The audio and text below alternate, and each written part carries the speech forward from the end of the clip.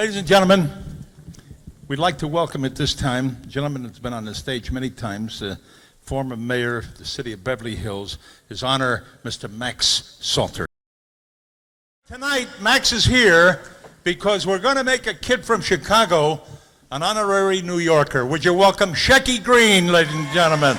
You're going to be knighted, and I know you can't really kneel down, and you can't really curtsy, and you can't really do it all, but bend as good as you can. I'll bend here. Oh my God, he did it. He did it. Now you got to. Let me do a couple of choruses of Jolson.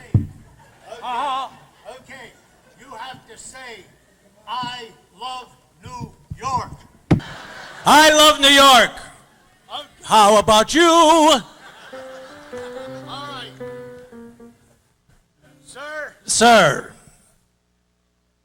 You are now knighted.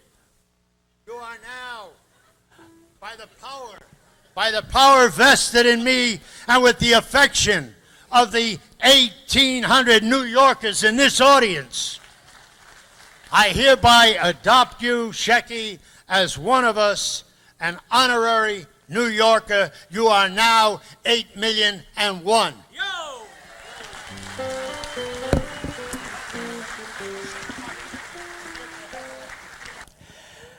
You know, the great joy of coming here, and I come here every year, and this is a great honor for me.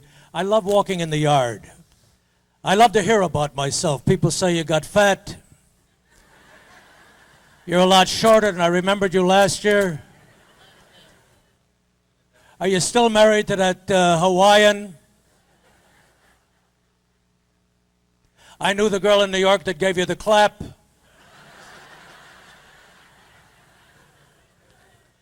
Why aren't you working anymore, Chicky? Shecky, which is a difficult name because when I used to do the Sullivan Show, it said, tonight our show is young, fat, fat, young, young, fat, fat, young, young, fat. Made it sound like I was a Chinese kid, young, fat, fat, young. Chicky, Chikey, Chucky. But I loved every minute of being in the business. I love Las Vegas. Today I don't like Las Vegas the way it is. All magic acts. I was one of the first magic acts working at the Riviera. I made my whole audience disappear one night when I threw up on stage. I had a wild reputation. More people knew me as, they'd say, did you see Shecky Thursday night when he was drunk? Well, that's a terrible thing for a Jewish kid to be a drinker. First of all, they say Jews don't drink, but I made up for 1,500 of them. I come from a family that used to imbibe a little. I had a grandfather, a Zaidi, that we call in Jewish as a Zaidi. And I used to think that he was hyperventilating all the time, my grandfather, because he always had a brown paper bag in front of his face.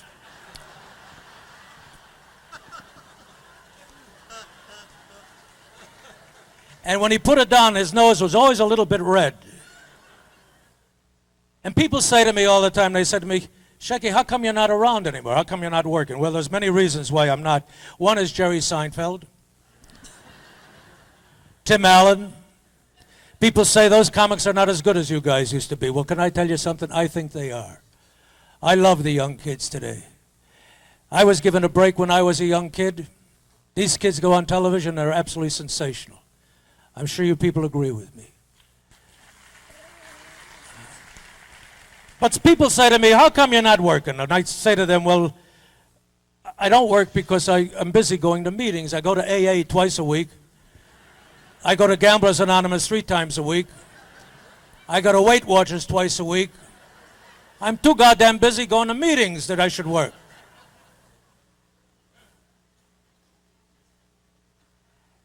And I have recollections of New York, more even before I got into show business, because New York was the making of me becoming a man. I went to New York City the first time, actually Brooklyn, New York, the first time. I was 17 and a half years old, and I was putting a ship together. I was one of many, let's say, 3,500 guys putting the Bonhomme Richard together. It's called New Construction. And I got there, and seeing New York was like unbelievable for me. I mean, I've heard all about it. I come from Chicago, but Chicago was kind of slow compared to New York. We had wonderful things in Chicago, but not like in New York. The restaurants were exciting. Rubens was exciting. Stage Delicatessen was exciting. Going in and just talking to Max, even before you ate. Max, I'm a new comedian. This guy, sit down. You don't worry about nothing. Sit down. I'll get you something. What do you want? You want a sandwich? I'll give you a sandwich. I went in there every night. Even years later, I used to go back into the place. And they always had one guy, Irving, behind the counter, a slob, Irving. Every time he'd pick up something, he used to sneak, he used to pick with the hands, a pickle with the hands he put on the plate. A piece of cabbage with the hands he put on the plate. A piece of butter in the hands he put on the plate. A piece of corned beef, a stickel corned beef, he take with the hands put on the plate. And I said to Max, I'm never coming back in here.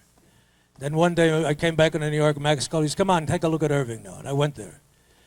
And I looked. Is that you, Irving?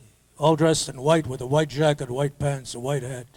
He said, Shecky, you remember when you used to come in here and I was a slob? I picked up everything with the hands. He's no more. He says, take a look at this. A nice white jacket, a nice white pair of pants, a nice white hat. He says, I want something, I take me the fork. I pick up a pickle with the fork, I put on the plate. A stickel corned beef, I take me the fork, I put on the plate. A piece of butter, I take me the fork, I put on the plate. He said, Shecky, take a look. When I want to blow my nose, I pull a string out, pops the handkerchief, and it blows in my nose. I said, that's great. How do you get the handkerchief back? He's with the fork.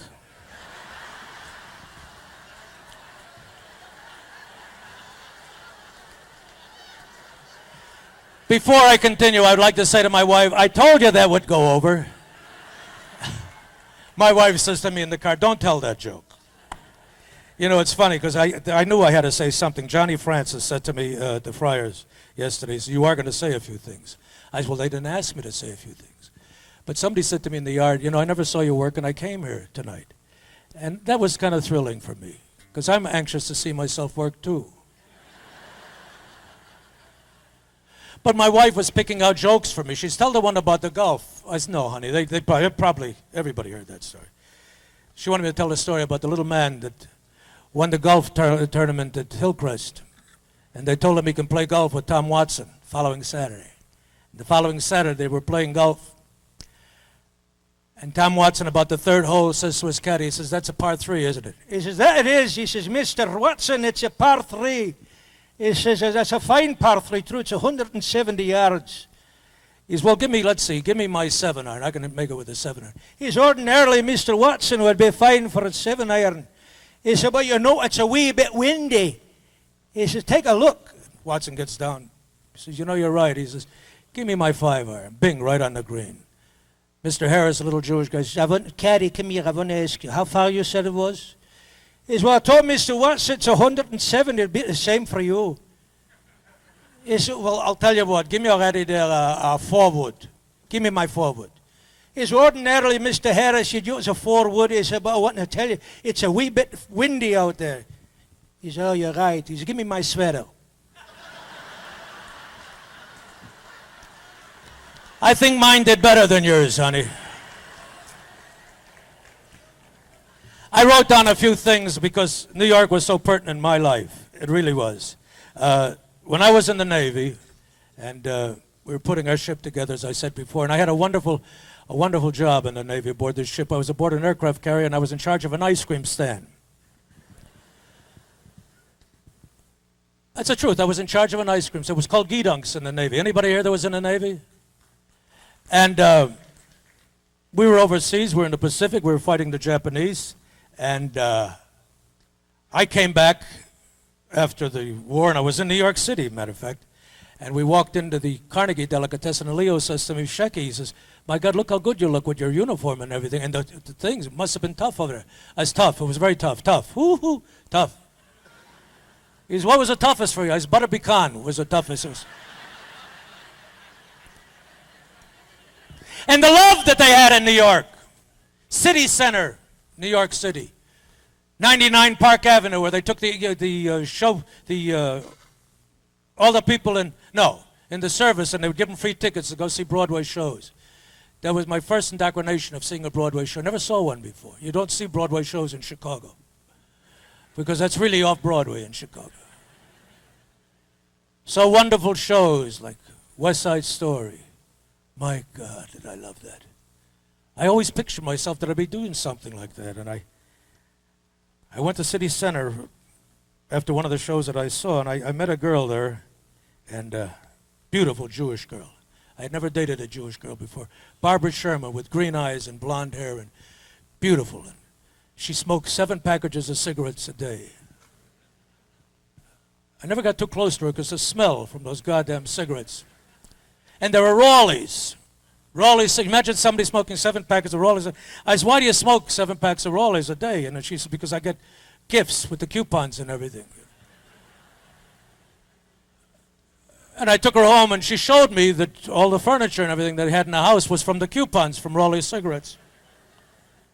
Even after I got out of service, I went back to New York, and I went to her house, and I rang the bell, and her mother answered. I said, where's Barbara? She died trying to get that coffee table over there.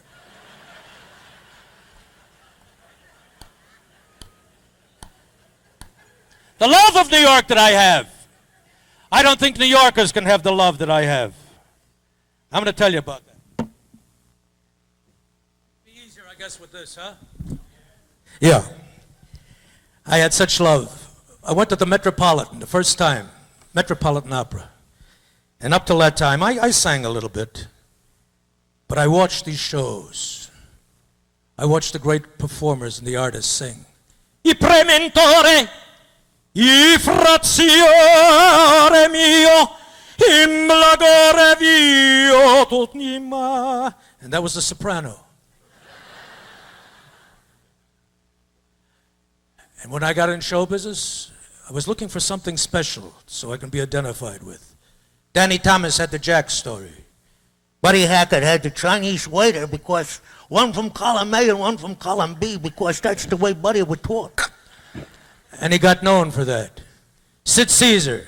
Paffanabro, la casera, metocchiva cinga, e remalosta, vacincazzore. All the dialects. And I was looking for something for Chicky, Chikey, Chucky.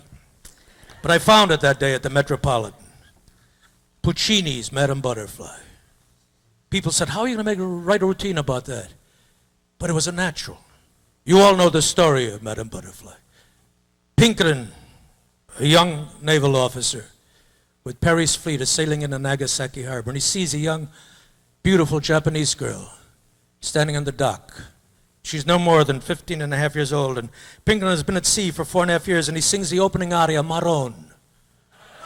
Marone, I freme l'ogore, I finciarello, I promidu la fem, la core, stagino costore. This girl looks at him. It's the first man she's ever seen in her life with his eyes fully open. She sings back to him, I premenziatore, I guardo mio, mio. You laugh. Thank God. Wait till I get caca on the moon, then you'll really laugh. He lands, Pinkerton.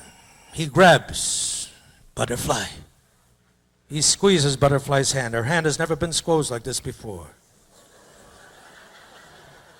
And without saying one word to each other, the universal language of love prevails. I walk into a tea house, and for 1 year we don't hear any large arias. Little short bursts of songs like, "Oi, achaleya vos ki melachan, tren tren vos ki meayecha botse, I preventiore, na lego camaricaro, ci valore mezzita, oh." And 1 year passes by, and Pinkerton has to leave, and he says to Butterfly, "Cara mia, sto facendo tutto passare cercatore. E velado, me la casa, sta sissa polo guarda." She says, "What the hell are you talk?" I made that up. They didn't say that. He gets on the ship and he sings Arrivederci, Butterfly. Arrivederci, Butterfly. And the ship sails away. And we notice Butterfly is standing on the dock. And she's wearing a larger kimono. She is with child. And this is where she sings the greatest aria ever written by one man. It is called Umbeldi. Ooh, you summer bits. Che sta fare l'ogore? Nothing fits. E Maria, la mano revisto, l'ambrazia. You left me pregnatio. And it goes on like that, and on and on. And that one routine made me a lot of money. I cannot tell you how much money that routine made for me.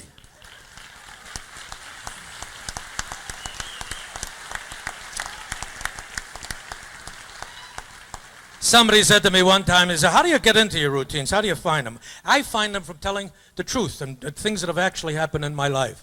Talked about my mother, like Sammy talked about his father. And Sammy was telling the truth. His father really was that way. His father used to sit in a window in the furniture store. And the people say, we'd like to see a chair. Go ahead. Don't you want to show it to us? For us. I'll see on the way out. I'll see if you're still the son of a bitch. My mother had a similar background. My mother was a wonderful lady, but she used to cook greasy all the time. I said, Ma, why do you make the chicken so greasy? She said, I never make chicken. I just make a pot of grease, I shape it like chicken.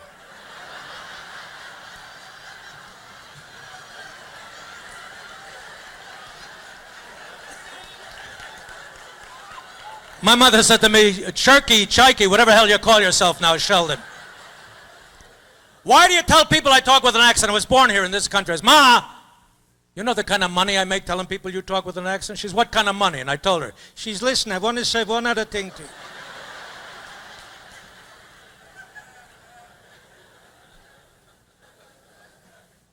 I was once working in Houston, Texas. And I was working for a man called McCarthy. He owned a cork club there. It's a private club. They're a private club in Texas, you know. You know what a private club in Texas is? Knocking on the door, goes, you member? No, come on in. Different than Vegas. My God, Vegas. Now you have to buy tickets in Vegas, but I remember when you had to buy the maitre d's. Remember those days? Those were funny days, boy.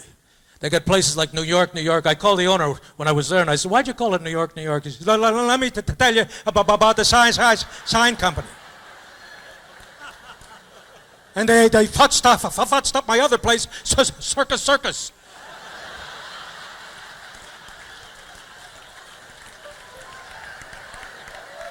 Maybe I'll go back to work, huh?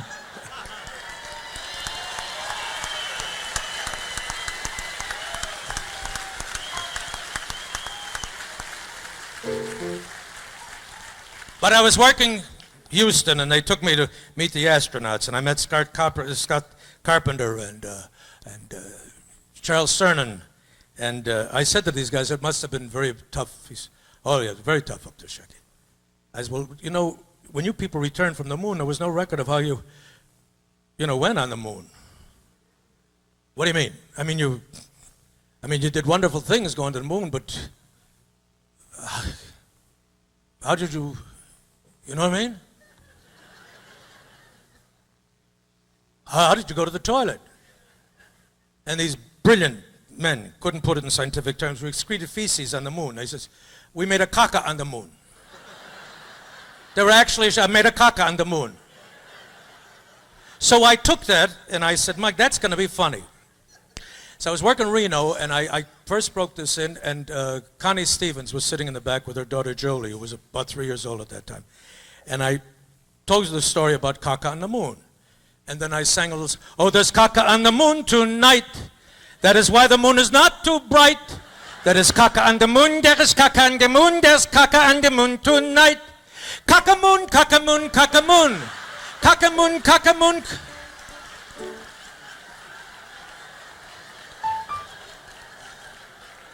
And that's how we put routines together. What's funny about that, the Russians finally got up there, because you see Russian cosmonaut walk around the moon surface. Дружки поехать, а я фаляга харлет, киске парьоле. Дружки me ешtik da ехать дрек. А фан да фисес дрек me се гепа ехать дрек. My brand new Buster Brandbutski, my ехать дрек. Hello, Moscow, this is Boris on the moon. Boris on the moon. Кимаеха дрот on the moon is caca. Нет, надо, caca. Shit. Are they laughing or leaving? I don't want to look up. But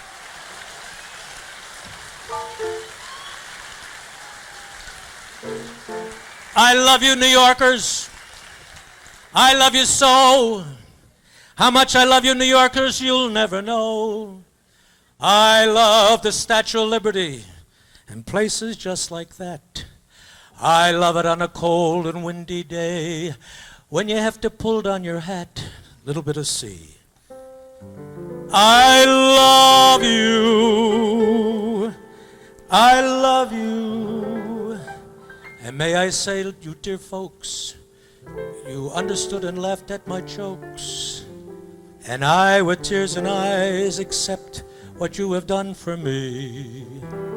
But I'm afraid it's time to go. I stayed a little long of the show. But may I say, I love you, New York. I do.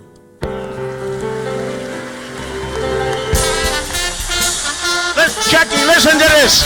Shecky, come out here. Hold it. Hold it. Come on out here, Shecky. Listen to this.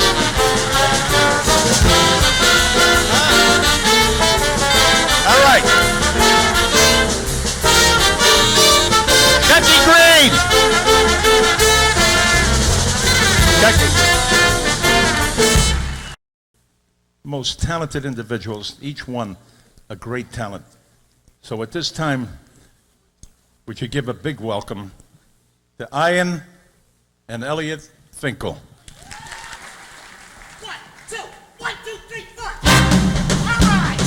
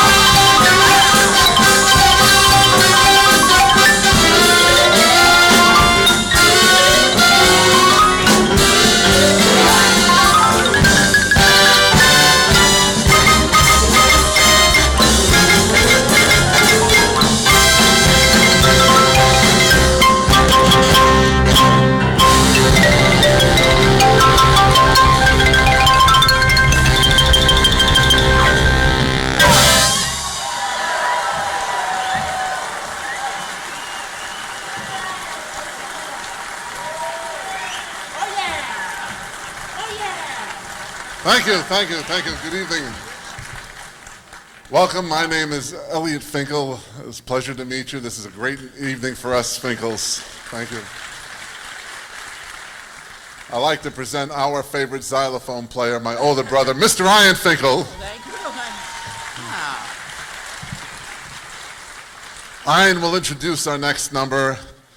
We also want you to know that our mother is in the audience tonight. And Ian, she sent word to us. She said, boys, tonight you must play all the notes. You must play all the notes. There are musicians starving in Europe.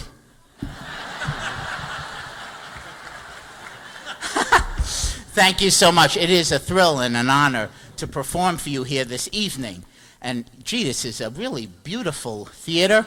I have a marvelous orchestra with me and a lovely audience. So I'm feeling very lucky tonight. You can applaud yourselves.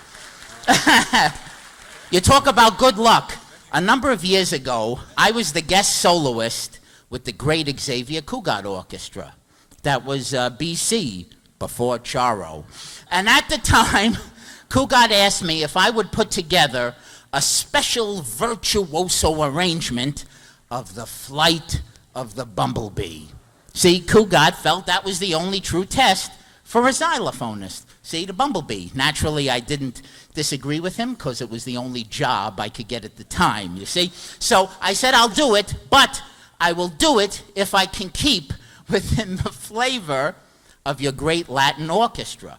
So with the help of this marvelous orchestra, we're going to play for you now the virtuoso arrangement of the flight of the bumblebee rumba. Watch out. Watch your step. 3, 4.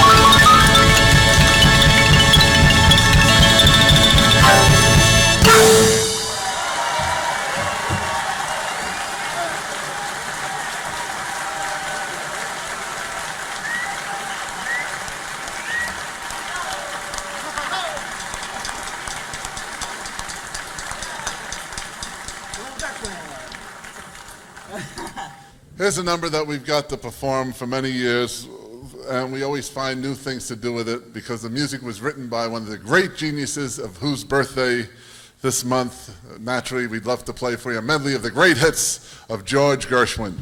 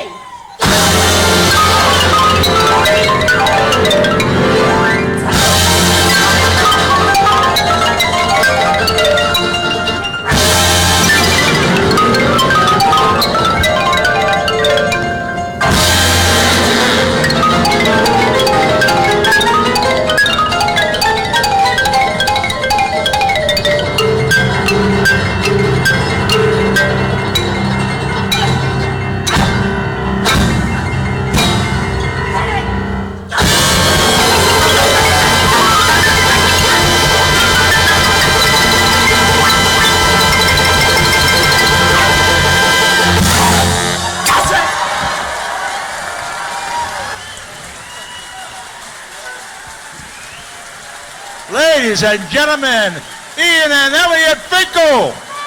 Huh?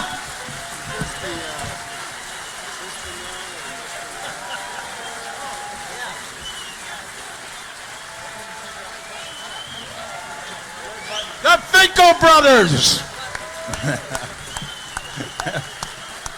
Ian and Elliot. Oh, God. Ladies and gentlemen, here is a good friend of the Finkels, and especially Fyvush.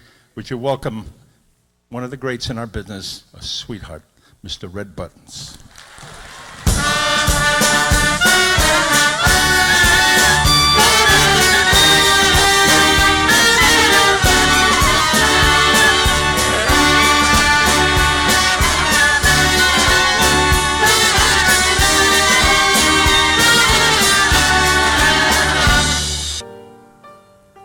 Nahava Salem Behes Yisroel Amicho Vitoho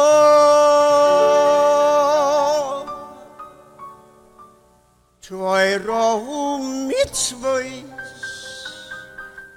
Chokim Umishpohotim Ohoy sohonu limadito. Ladies and gentlemen, the Creative Arts Temple.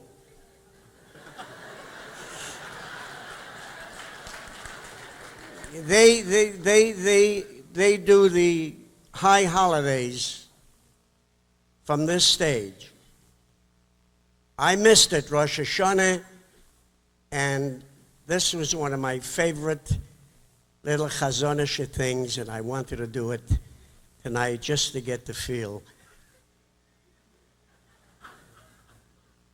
of being Jewish, which is a wonderful thing because during the intermission, they circumcised Shecky Greene. Now that he's a New Yorker, they don't do that to kids in Chicago. So we'll do another chorus just for my soul. Nahava Salem Behes Yisroel Amicho Vitohod Toiro Mitzvois Chokim Umishpohotim Oh, sono limadito.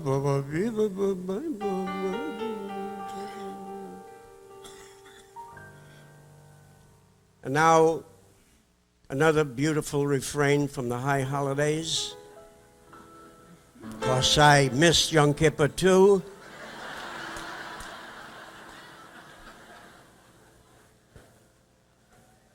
But I did cleanse myself because this last year I robbed, I stole, I murdered, I killed, I rebelled, I tumbled, I whatever, oy, the terrible things that I did.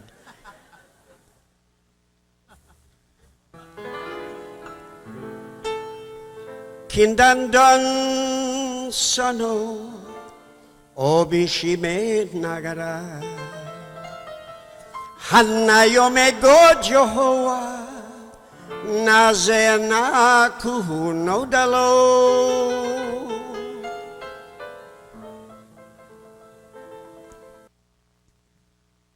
Fyvush and I have a lot in common. His father came from Warsaw. My father came from Warsaw. We are Varshavia. Fyvush is a New Yorker through and through. Was born in Brownsville, Brooklyn.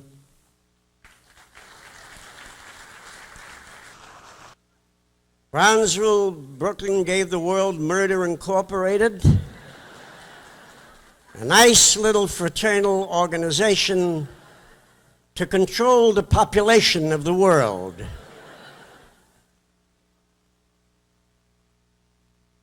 You could go either way for 3 miles and not leave the scene of the crime.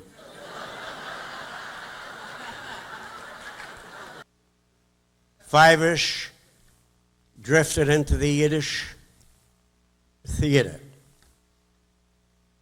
Wonderful, wonderful theater, which was located on the Lower East Side and 2nd Avenue. Great neighborhood. A woman says to a pushcart peddler, "How much for that spoon?" He says, "A penny." She says, "Too much." He says, "Make me an offer."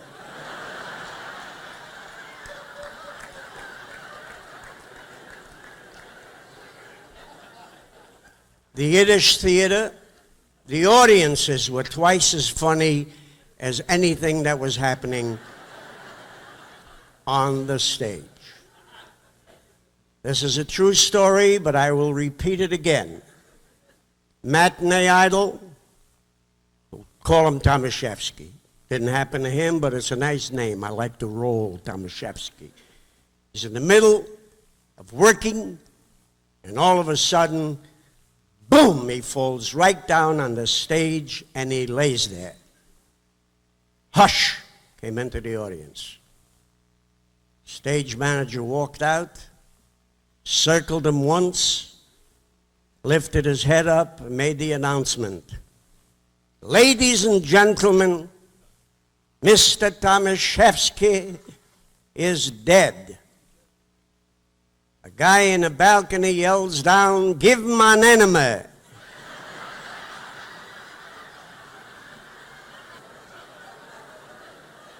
Stage manager says, "It wouldn't help." The guy yelled back, "It wouldn't hurt." That's where Fyvush came from. Paul Muni, Edward G. Robinson, Laurence Olivier. Little humor, folks. He learned his business well. And he traveled, and he worked, and he raised a wonderful, wonderful family.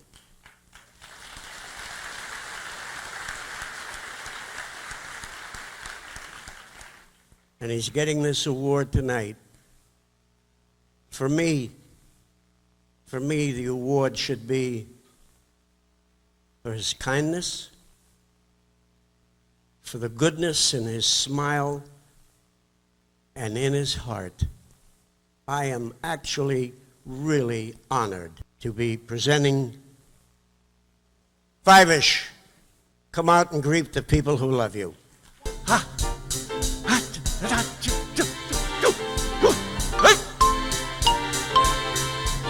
I can't believe it. It couldn't be happening. Pinch me, boys. It couldn't be happening. All of this sudden success coming out of the blue. There's a sign right in the front lobby. A big sign in the front lobby. This 75-year-old actor is here for you. And the people came. They really do. The producers here are no klutz. Believe me, I drove them nuts. What a blessing we're here, and we all exist. I hope they make money hand over fist to present this event and bring this show to you. Finkel and Sons sounds great. 3 words with the ring of fate. So let me incorporate with you. A parent's dream come true. Finkel and his boys. I tell you it's a dream come true. Finkel and Sons sounds great. 3 words with the ring of fate. So let me incorporate with you and you and you and every one of you. A parent's dream come true. Finkel and his boy chicks and you. I tell you it's a dream come true. Finkel and Sons for everyone. One more time. Finkel and Sons for everyone.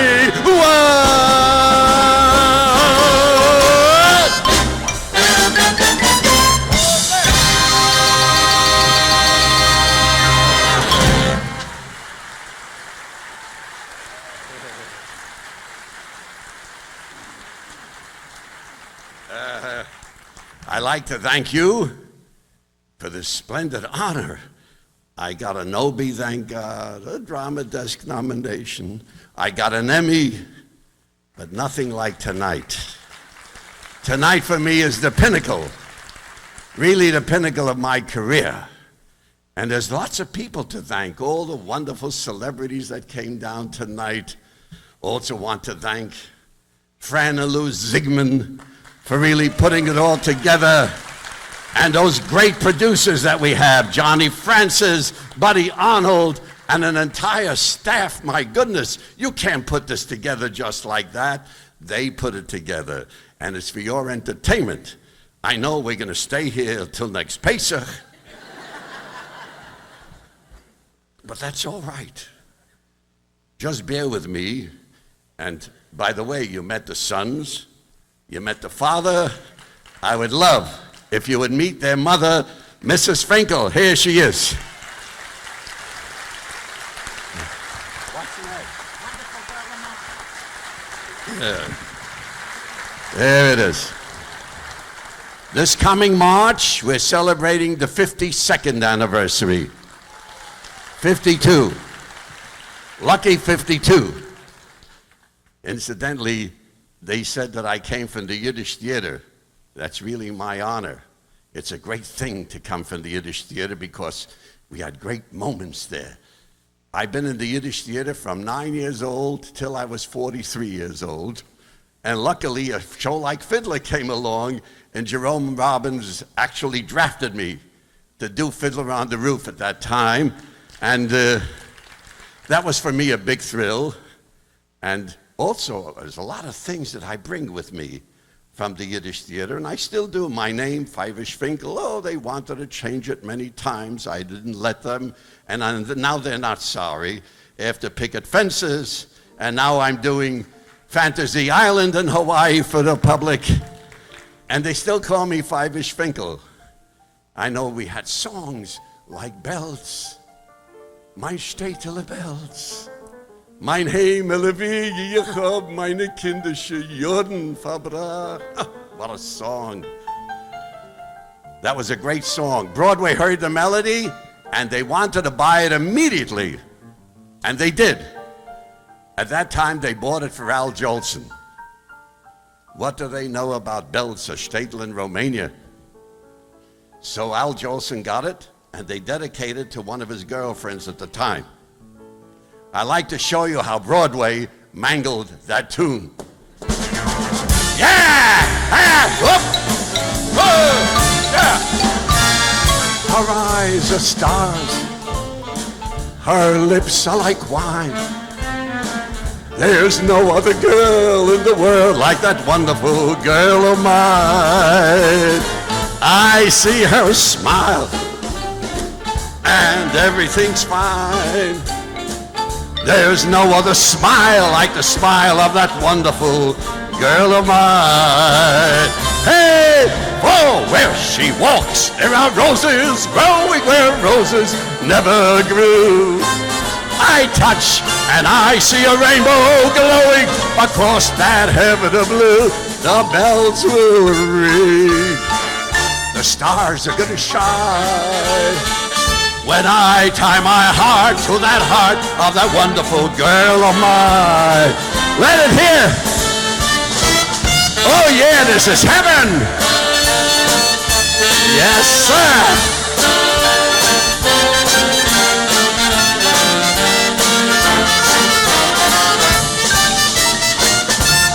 Oh yeah, there it is. Blow, Gabriel, blow.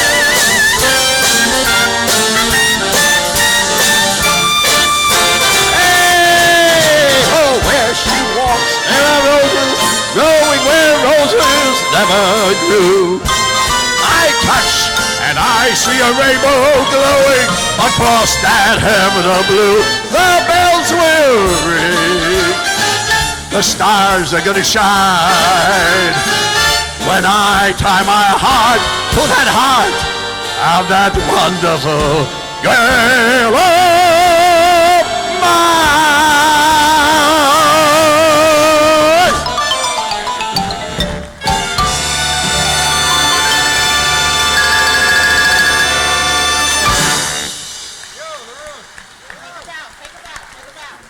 A bow for the trumpet player. You were magnificent. L'chaim. Ooh, that's good. The best water is now in California because it's bottled. Remember that. I knew I was in California years ago as soon as the cameraman called me honey. Then I knew, I really knew. It was quite a change sometimes. I did a show here at the Westwood Playhouse years ago called Finkel's Follies. And that show had a lot of ingredients from the Yiddish theater. But we did it in English, and Elliot wrote a song. And that song was called, it was taken for a golden wedding anniversary. And this song he wrote, and I've been singing it ever since.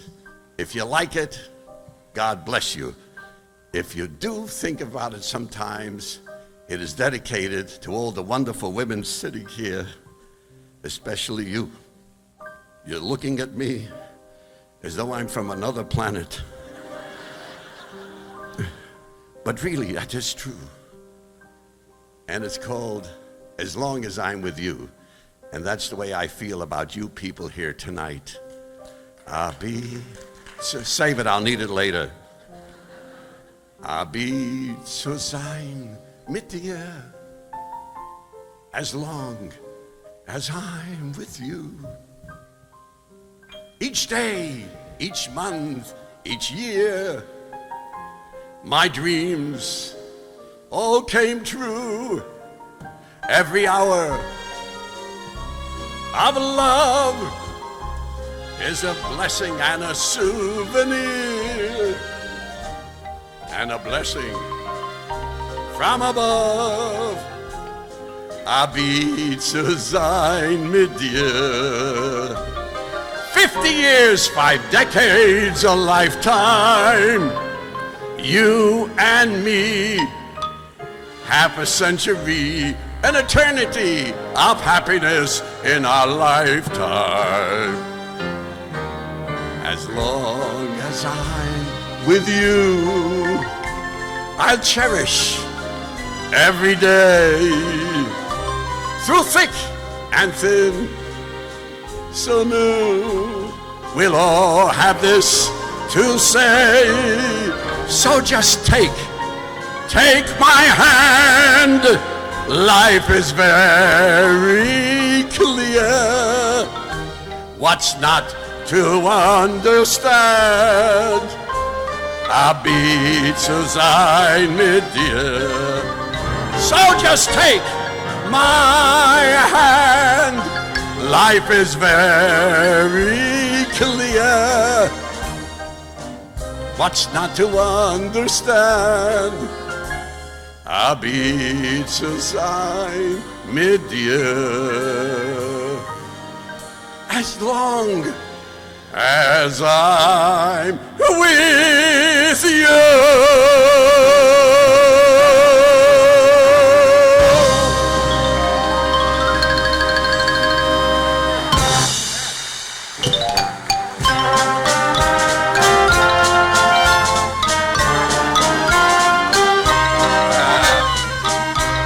I must say, Elliot wrote that song. Take a bow, Elliot. Very good. Very good. We had great lovers in the Yiddish theater, like Jacob P. Adler. He was a great lover. You think you got lovers today next to Jacob P. Adler? Amateurs. Tom Cruise, an amateur. Warren Beatty, an amateur. President Clinton next to Jacob P. Adler, an amateur.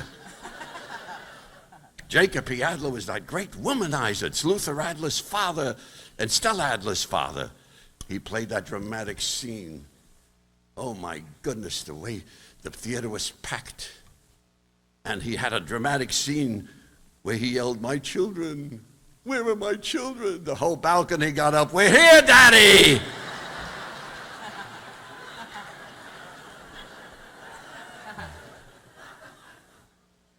Incidentally, coming from Brooklyn, where I was born, we were raised in Crown Heights too. That's when my father started to make some money at that time.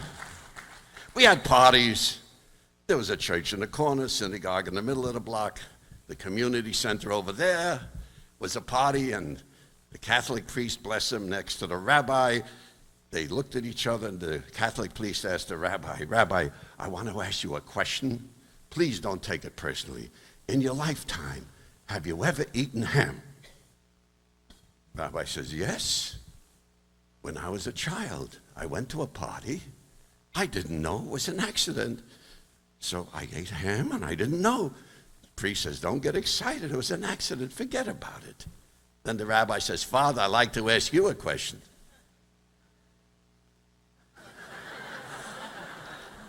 In your lifetime, have you ever been out with a girl?"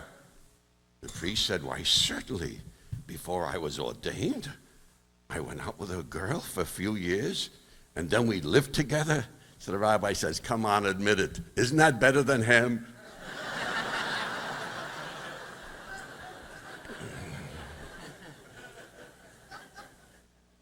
You must remember to bless your children. I bless my children, my grandchildren, my great-grandchildren, because children are smart today. I have a friend of mine who has 2 glorious children.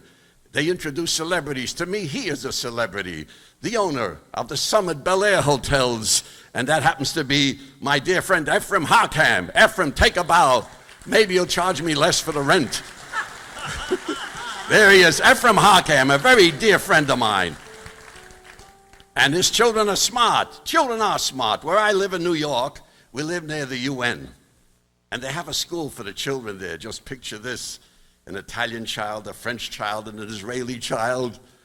And the French child says to the other 2, "I want you to know I'm proud of my father. He built the Eiffel Tower, and it's still standing there." And the Italian child says, "Big deal, the Eiffel Tower. My father, he built the Tower of Pisa. It's on a slant. And that's the way it's going to remain." The Israeli child says, "Big deal, the Tower of Pizza with the Eiffel Tower. My father, you heard of the Dead Sea?" They said, "Yeah." He said, "My father killed it."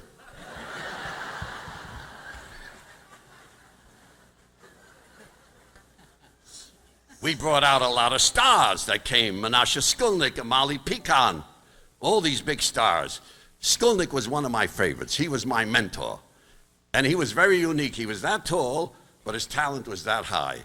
All he had to do, thank you, is put on his little hat.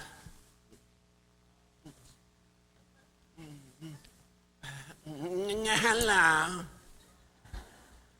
You know me. I'm Menashe Skulnik. Hello, hello. Till I got married, took me a long time. I met a girl, I introduced the girl, my father said, "Pa, this is the girl I'm going to marry." He looked at her and he said, "Menashe, you can't marry this girl because this girl is your sister." So I met another girl, introduced the other girl, my father. He looked at her and he said, "Menashe, you can't marry her either. She's also your sister." I became wild. I ran to my mother and I said, "Ma, Ma, what kind of a husband did you take?" Every girl, he says, that I introduced him, he says, "I can't marry them because that girl is my sister." But you know Yiddish mamas. My mama says to me, "Menashe, marry whoever you want. Is nicht dein Tate."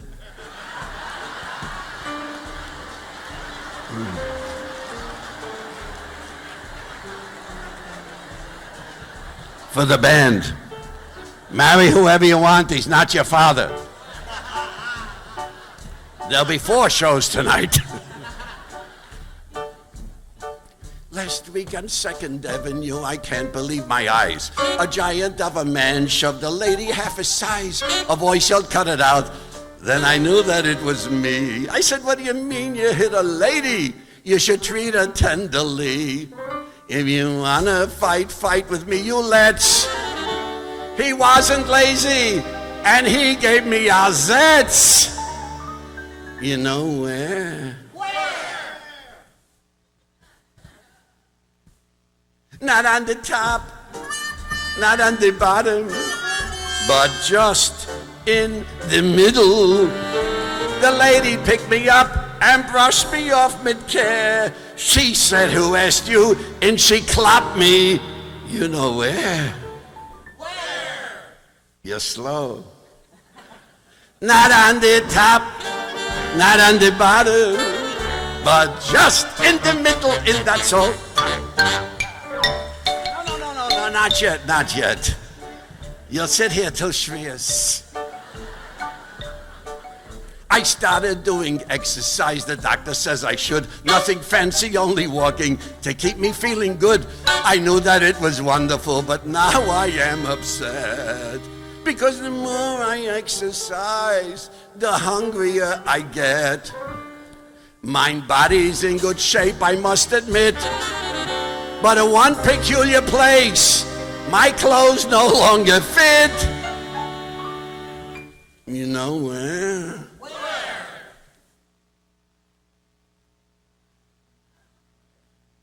Everybody, not on the, but my pulse and my blood pressure, both are doing fine, except I feel there's 2 of us whenever I recline. Everybody, not on the, but just in the middle, and that's all. Get ready. After this verse. Jake is in the hospital for an operation. I came to pay him a visit because I know it's no vacation. Jake wasn't in his room, so I laid down and slept right in his bed. Jake ran off with a nurse, so it's me they took instead. To a surgeon, operating is an art. One doctor said when he looked at me, where would you like to start?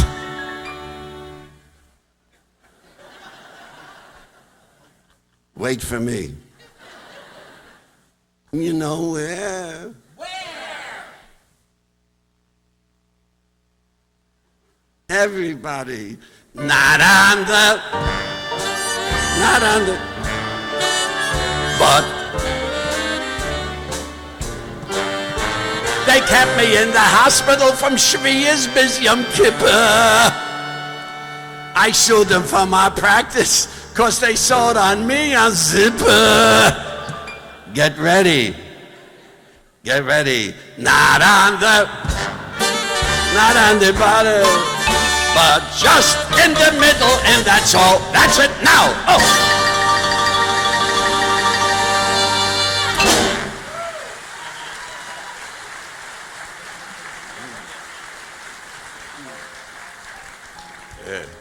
I always say my prayers every morning, in the afternoon, because I know that the Lord really blessed me. He really did, and you're looking at a very happy man, believe me. I did picket fences for years. Now Fantasy Island, I put the wrong teeth in today. Fantasy Island. And wait, I'm not finished yet. And so for me, it's a joy. I say when you talk to your God, you will always get an answer. For example, an Orthodox Jew, when he talks to his God, he would say, Rebbeinu Shalom. A conservative Jew, when he talks to his God, he would say, Avinu Malkeinu. A Reformed Jew, when he talks to his God, he would say, O Lord, thou art one. A reconstructionist, when he talks to his God, he says, to whom it may concern.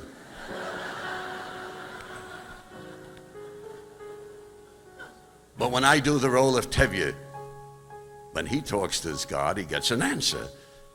So with your permission, I would like to do the role of Tevye for you tonight. Thank you. But I can't wear this clothes, you know, when I do Tevye.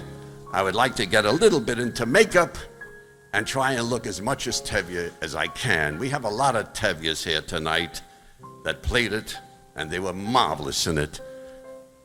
Thank you. And so I would like to do it if I can. Ah, there it is, the music. Let me get tidied up. A Fiddler on the Roof. Sounds crazy, no? But in our little village of Anatevka, you might say that every one of us is a fiddler on the roof, trying to scratch out a pleasant, simple tune without breaking his neck. It isn't easy. You may ask, why do we stay up there if it's so dangerous? We stay because Anatevka's our home.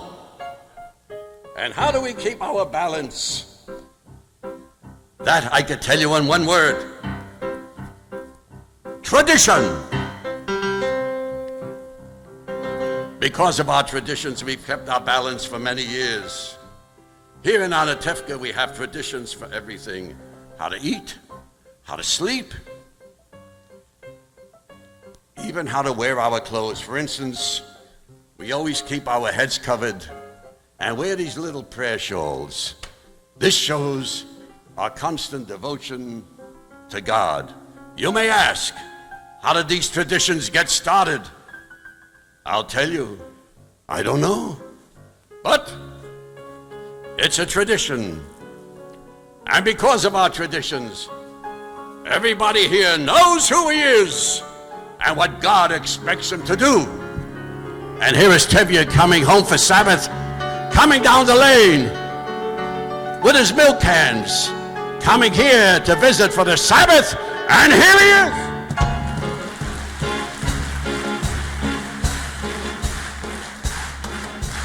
Oh dear God, you made many, many poor people. I realize, of course, it's no shame to be poor, but it's no great honor either. So what would have been so terrible if I made a small fortune? You know what they say, when a poor man eats a chicken, one of them is sick. Oh, if I were a rich man, all day long I'd bitty bitty bum. If I were a wealthy man, I wouldn't have to work hard. If I were a bitty bitty rich, yida-deedle, dida-deedle man, I'd build a big tall house, rooms by the dozen, right in the middle of the town. A fine tin roof with real wooden floors below. There could be one long staircase just going up, one even longer coming down, and one more leading nowhere just for show. I'd fill my yard with chicks, turkeys and geese, ducks for the town to see and hear, squawking just as noisily as they can. And with each like a would land like a trumpet on the ear, as if to say, here lives a wealthy man.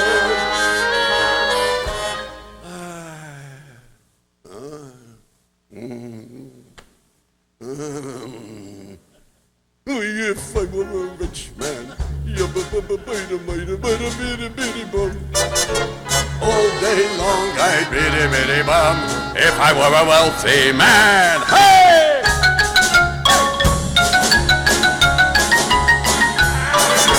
If I were a bitty bitty rich, yida-deedle, yida-deedle man, I see my wife, my Goldie, looking like a rich man's wife with the proper double chin, supervising meals to our heart's delight. I see her putting on airs, strutting like a peacock. Oh, what a happy mood she's in, screaming at the servants day and night. The most important men in town will come to fawn on me. They will ask me to advise them, like a Solomon the Wise. If you please, Reptevie, pardon me, Reptevie, posing problems that would cross a rabbi's eyes. Yabba-bee-ba-boom, yabba-bee-ba-boom, yabba-ba-boom, boom. And it won't make one bit of difference if I answer right or wrong. When you're rich, they think you really know. If I were rich, I'd have the time that I lack to sit in the synagogue and pray, maybe have a seat by the eastern wall. And I discuss the holy books with the learned men 7 hours every day. That would be the sweetest thing of all.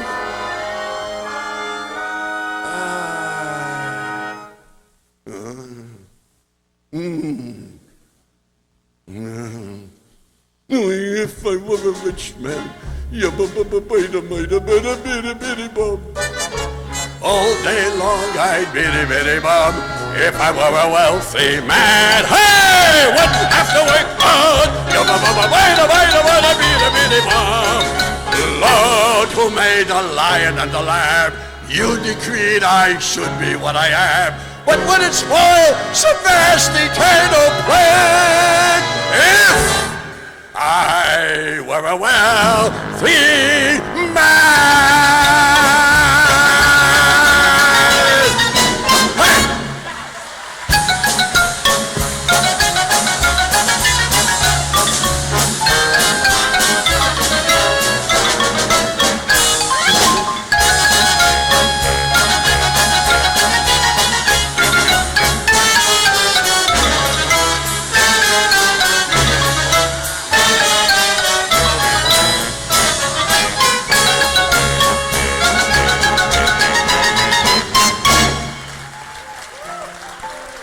God bless you all. God bless you. Let's get back to modern times. Here we are. Here. Hang on to this. This is your inheritance.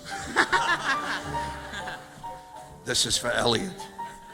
I don't want to leave him without anything. You know what I mean? Here. Here we are. Give me a jacket. That's it. He always helps me out. He's a good boy, really.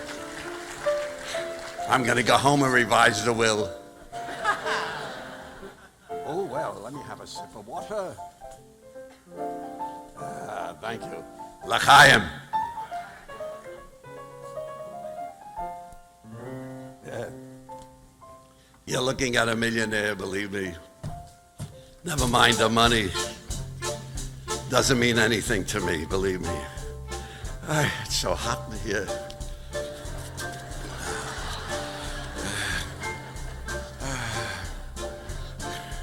Gotta get really ready, you know.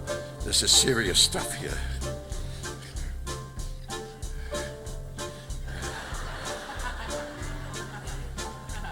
How wonderful to sit here in the shade when none of the woes of man are made. I'm glad I'm not young anymore. Oh, the rivals that don't exist at all. The feeling you're only 2 feet tall. Oh, I'm glad I'm not young anymore. No more confusion. No morning after surprise. No self-delusion that when you're telling those lies, she isn't wise. And even if love comes through the door, the kind that goes on forevermore, forevermore is shorter than before. Oh, I'm so glad that I'm not young anymore.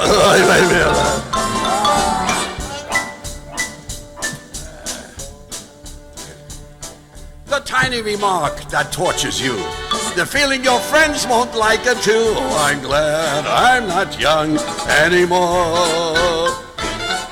The longing to end a stale affair and then to find out she doesn't care. Oh, I'm glad I'm not young anymore. No aggravation, no star-crossed lover am I. No more sensations, just one reluctant reply.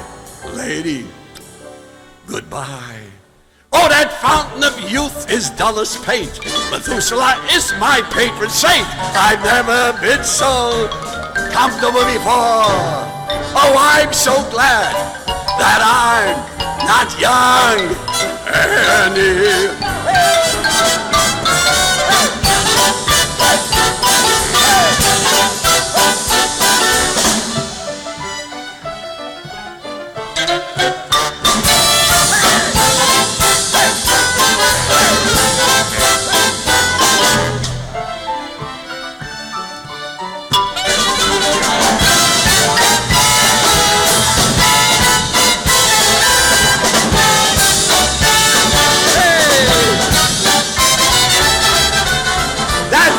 Youth is dull as paint.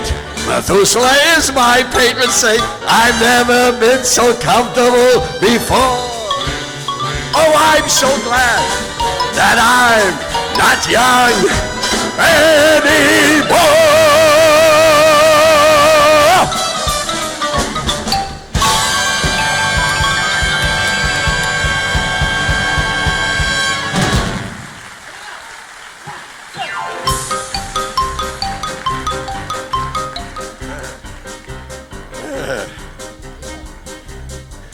Again, L'chaim. L'chaim means to life. I have an uncle doing L'chaim in Sing Sing.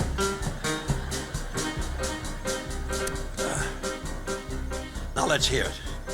Put your hands together, let's hear some music. That's it.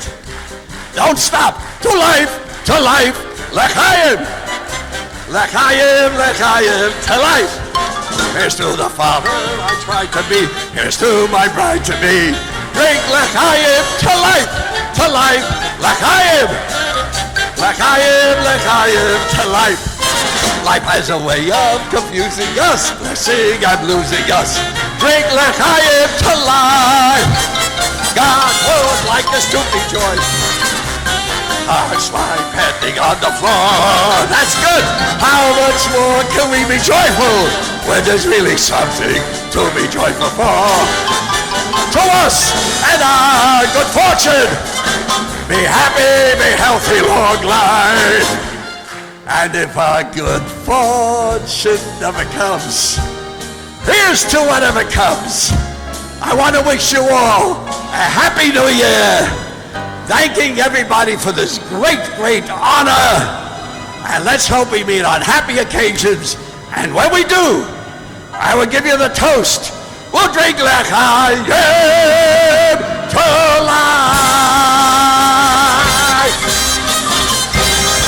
Mazel tov, everybody.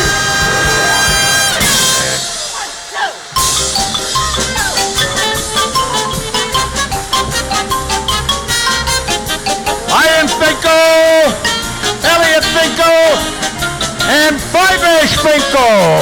Come on, let's hear it. You'll never see anything like it. Never. Yes, sir. Oh, you're wonderful. You're wonderful. Yeah. And a big hand for this great Manny Hammond Orchestra, ladies and gentlemen.